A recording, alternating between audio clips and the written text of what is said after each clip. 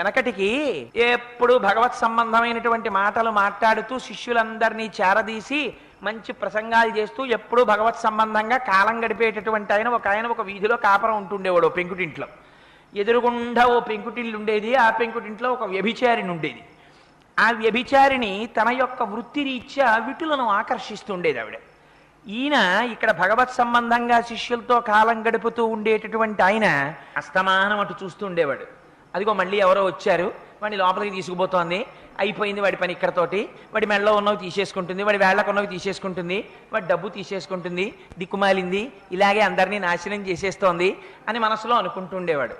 ఆవిడ నా దౌర్భాగ్యం కొద్దీ నా శరీరాన్ని ఇలా పణంగా పెట్టి పడుపు కూడు తింటున్నాను, ఆ ఎదురింట్లో మహానుభావుడు హాయిగా శిష్యులతో ఎప్పుడూ భాగవతం చెప్తూ అనుష్ఠానం చేసుకుంటూ సంధ్యావందనం చేసుకుంటూ ఆ ప్రవచనాలు చేసుకుంటూ